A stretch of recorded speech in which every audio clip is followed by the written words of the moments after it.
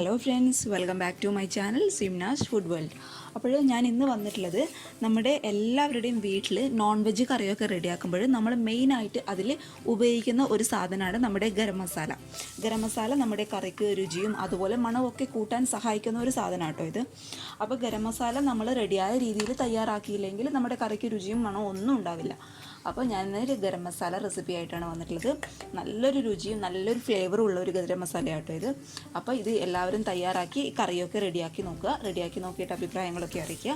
അതുപോലെ ചാനലിലെ വീഡിയോസൊക്കെ കണ്ട് ഇഷ്ടപ്പെടുകയാണെങ്കിൽ ചാനൽ സബ്സ്ക്രൈബ് ചെയ്യാനും തൊട്ടടുത്തുള്ള കുഞ്ഞ് ബെല്ലൈക്കൺ കൂടി പ്രസ് ചെയ്ത് ഓൾ എന്നുള്ള ഓപ്ഷൻ ക്ലിക്ക് ചെയ്യാനും മറക്കരുത് കേട്ടോ. അപ്പോൾ നമുക്ക് ഈ ഗരം മസാല, നല്ല ഫ്ലേവറുള്ള ഗരം മസാല എങ്ങനെ റെഡിയാക്കുമെന്ന് നോക്കാം. ഗരം മസാല റെഡിയാക്കാനായിട്ട് ഞാനിപ്പോൾ ഇവിടെ നല്ലൊരു വൃത്തിയുള്ള ഒരു പാത്രം എടുത്തിട്ടുണ്ട്, ഒരു പ്ലേറ്റ് എടുത്തിട്ടുണ്ട്. നനവൊന്നുമില്ല കേട്ടോ, നല്ല നീറ്റായിട്ടുള്ള ഒരു പ്ലേറ്റാണ് എടുത്തിട്ടുള്ളത്.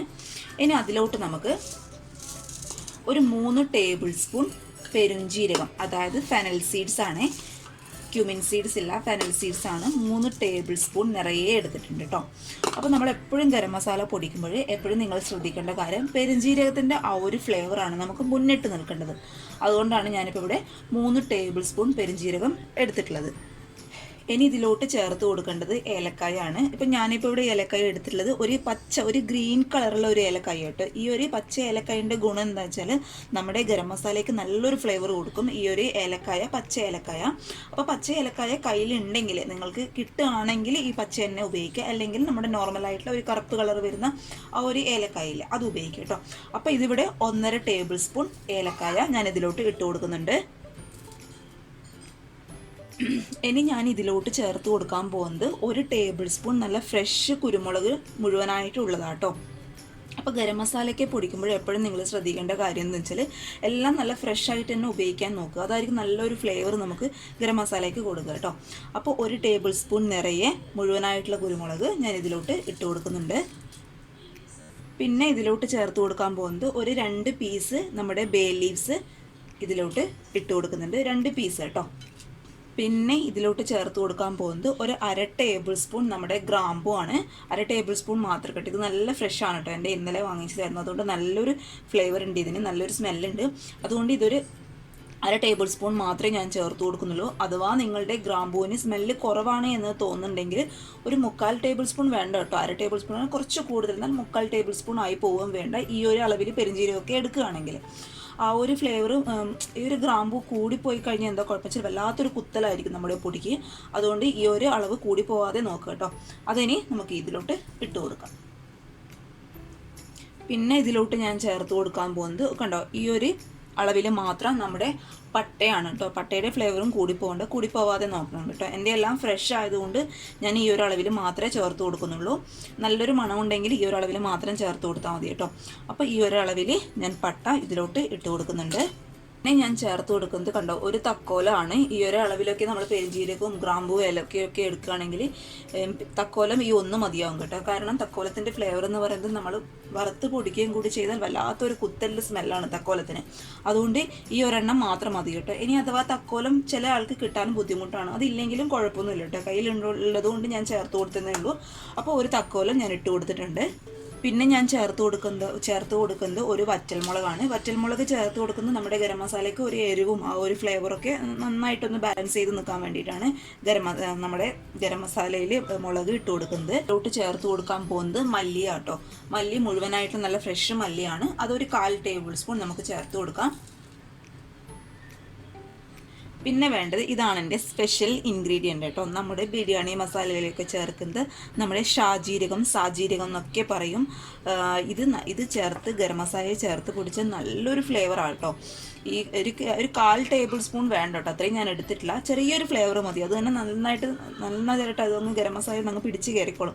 നല്ലൊരു ഫ്ലേവറാണ് ഷാജീരകത്തിൻ്റെ. അപ്പോൾ ഇത് ഉണ്ടെങ്കിൽ എന്തായാലും ചേർത്ത് കൊടുക്കുക. അഥവാ നിങ്ങളുടെ കയ്യിൽ ഈ ഷാജീരകം ഇല്ല എന്നുണ്ടെങ്കിൽ നിങ്ങൾ ഇതിന് പകരമായിട്ട് നമ്മുടെ സാധാരണ ജീരകം ഇല്ലേ, അത് ഇത്രയും വേണ്ട കേട്ടോ, 1/4 ടേബിൾ സ്പൂൺ വേണ്ട, അതിലും കുറവ് ഇതിലോട്ട് ഇട്ട് കൊടുക്കും. ഇത് നല്ലൊരു ഫ്ലേവർ കൊടുക്കും നമ്മുടെ മസാലയ്ക്ക്. ഇതാണ് കേട്ടോ എൻ്റെ സ്പെഷ്യൽ ഇൻഗ്രീഡിയൻറ്റ് ഗരം മസാലയിൽ ചേർക്കാൻ പോകുന്നത്. അപ്പോൾ ഇതൊക്കെ ചേർത്താണ് നമ്മൾ ഗരം മസാല തയ്യാറാക്കി എടുക്കുന്നത്. ഇനി ഇത് എന്ത് ചെയ്യണം, നമുക്ക് ആദ്യം ഒന്ന് ചൂടാക്കി എടുക്കണം. അപ്പോൾ ഈ ഒരു ഇൻഗ്രീഡിയൻസൊക്കെ ഒന്ന് ചൂടാക്കാൻ വേണ്ടിയിട്ട് ഞാൻ സ്റ്റൗവിൽ ഒരു പാൻ വെച്ചിട്ടുണ്ട്. പാൻ അത്യാവശ്യം ചൂടാവുന്ന സമയത്ത് നമുക്കിതൊക്കെ ഒരുമിച്ചിട്ട് തന്നെ ഈ പാനിലോട്ട് ഇട്ട് കൊടുക്കാം. എന്നിട്ട് നന്നായിട്ടങ്ങ് ഇളക്കി കൊടുക്കുക. മീഡിയം ഫ്ലെയിമിൽ വെച്ചിട്ട് വേണം കേട്ടോ നമ്മളിത് ചൂടാക്കി എടുക്കാനായിട്ട്. കാരണം ഹൈ ഫ്ലെയിമിൽ വെച്ച് കഴിഞ്ഞാൽ ഇത് പെട്ടെന്ന് അങ്ങ് കരിഞ്ഞു പോവുകയും ചെയ്യും. എന്നാൽ ഇതിൻ്റെ ആ ഒരു പച്ചക്കുത്തലൊന്നും മാറിയിട്ടുണ്ടാവുകയില്ല.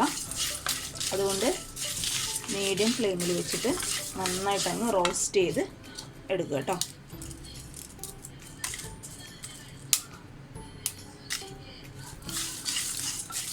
ഇതിൻ്റെ ആ ഒരു കളറ് ഒന്ന് മാറിക്കിട്ടണം. എന്ന് വെച്ചാൽ ഒരുപാട് അങ്ങ് കരിഞ്ഞു പോകാൻ പാടില്ല. ഒന്ന് മാറിക്കിട്ടുന്നവരെ നന്നായിട്ടങ്ങ് ചൂടാക്കി എടുക്കാം.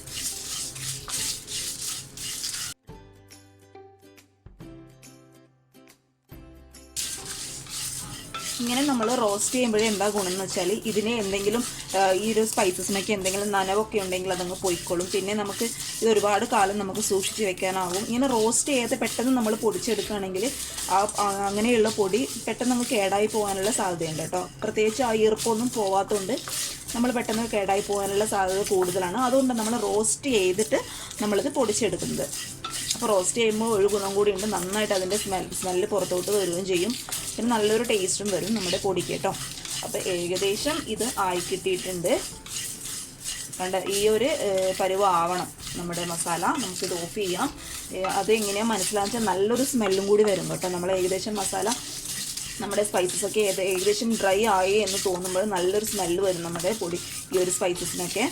അപ്പോൾ ഇത് നന്നായിട്ട് അങ്ങ് റോസ്റ്റ് ചെയ്യുക. ഇനി നമുക്ക് എന്ത് ചെയ്യണം, ചൂടോട് കൂടി തന്നെ മിക്സിയിലിട്ട് പൊടിച്ചെടുക്കണം. തണുത്ത് കഴിഞ്ഞാൽ ഈ ഒരു ചൂടിലല്ല, ഒന്ന് ഇളം ചൂടാകുന്ന സമയത്ത് തന്നെ, ഈ ചൂടൊന്ന് പോയി കിട്ടുന്ന സമയത്ത് തന്നെ നമ്മളിത് പൊടിച്ചെടുക്കണം. കാരണം ചൂടൊന്ന് പോയി കഴിഞ്ഞാൽ ഇത് മിക്സിയിലിട്ട് പൊടിച്ചെടുക്കാൻ കുറച്ച് ബുദ്ധിമുട്ടായിരിക്കും കേട്ടോ. അതുകൊണ്ട് ഒരു ഇളം ചൂടിൽ അങ്ങ് പൊടിച്ചെടുക്കുക. അപ്പോൾ ഇതൊന്ന് ചൂടാറട്ടെ. നമ്മുടെ ഈ സ്പൈസസിൻ്റെ ചൂടൊക്കെ അത്യാവശ്യം ഒന്ന് മാറിയിട്ടുണ്ട്. ഇനി ഈ ഒരു സമയത്ത് നമുക്കിത് മിക്സിയിലിട്ട് പൊടിച്ചെടുക്കാം. അതിനായിട്ട് ഞാനിപ്പോൾ ഇവിടെ ഒരു മിക്സിയുടെ ചെറിയ ജാറ് എടുത്തിട്ടുണ്ട്. അതിലോട്ട് നമുക്ക് ഈ സ്പൈസസ് ആഡ് ചെയ്ത് കൊടുക്കാം. പിന്നെ എപ്പോഴും ശ്രദ്ധിക്കേണ്ട കാര്യം, മിക്സിയുടെ ജാറ് നല്ല ക്ലീൻ ആയിരിക്കണം. ഒരു ഈർപ്പം പോലും ഉണ്ടാകാൻ പാടില്ല കേട്ടോ. ഉണ്ടായിക്കഴിഞ്ഞാൽ എന്താ കുഴപ്പമെന്ന് അറിയാലോ, പെട്ടെന്ന് അങ്ങ് മസാല അങ്ങ് കേടായി പോവും. അതുകൊണ്ട് വെള്ളമൊക്കെ നന്നായിട്ട് തുടച്ച് നീക്കിയിട്ട് വേണം നമ്മുടെ ഈ സ്പൈസസ് നമ്മൾ മിക്സിയുടെ ജാറിലോട്ട് ഇട്ട് കൊടുക്കാൻ വേണ്ടിയിട്ട്. അപ്പോൾ ഇത് ഞാൻ മുഴുവനായിട്ടൊന്ന് ഇട്ട് കൊടുക്കട്ടെ. ഇതേ അപ്പോൾ ഞാൻ ഗരം മസാല നന്നായിട്ട് പൊടിച്ച് എടുത്തിട്ടുണ്ട് കേട്ടോ. നല്ലൊരു ഫ്ലേവറാണ് കേട്ടോ, ഒരു രക്ഷയില്ലാത്തൊരു ഫ്ലേവറാണ്. നമ്മുടെ നോൺ വെജ് കറിക്കൊക്കെ ഈ ഒരു ഗരം മസാല ഉപയോഗിക്കുകയാണെങ്കിൽ നല്ല അടിപൊളിയായിരിക്കും. മറ്റൊരു വേറെ മസാലയുടെ ആവശ്യമൊന്നുമില്ല കേട്ടോ. കാരണം നമ്മളിതിൽ മല്ലിയൊക്കെ ചേർത്തിട്ടുണ്ടല്ലോ. അതുകൊണ്ട് ഈ ഒരു ഗരം മസാല ഒക്കെ ഇട്ട് കറി വെക്കുകയാണെങ്കിൽ അടിപൊളിയായിരിക്കും. നിങ്ങൾ ഒരു തവണ ഇങ്ങനെയൊന്ന് ട്രൈ ചെയ്ത് നോക്കൂ കേട്ടോ. ഈ ഒരു അളവിലൊക്കെ ഈ ഒരു ഇൻഗ്രീഡിയൻസ് ഒക്കെ വെച്ച് ഒരു തവണ ഇങ്ങനെ ട്രൈ ചെയ്ത് നോക്കൂ. അപ്പോൾ ഞാനിത് നന്നായിട്ട് പൊടിച്ചെടുത്തിട്ടുണ്ട്. ഇനി നമുക്കിതൊരു ബോട്ടിൽ സൂക്ഷിച്ച് വെക്കാം. ഞാനിപ്പോൾ ഇവിടെ ഒരു ഗ്ലാസിൻ്റെ ഒരു ബോട്ടിലാണ് എടുത്തിട്ടുള്ളത്. എപ്പോഴും ഇങ്ങനത്തെ പൊടികളൊക്കെ നമ്മൾ സ്റ്റോർ ചെയ്ത് വെക്കുന്നുണ്ടെങ്കിൽ ഗ്ലാസിൻ്റെ പൊടിയാണ് കേട്ടോ കൂടുതലും നല്ലത്. അപ്പോൾ അതൊക്കെ നന്നായിട്ട് ക്ലീൻ ചെയ്യാനായിട്ട് നോക്കുക. ഒട്ടും വെള്ളം ഉണ്ടാവാൻ പാടില്ല. അപ്പോൾ ഞാനിത് ഈ ഒരു ബോട്ടിലോട്ട് ഇട്ട് വെക്കട്ടെ.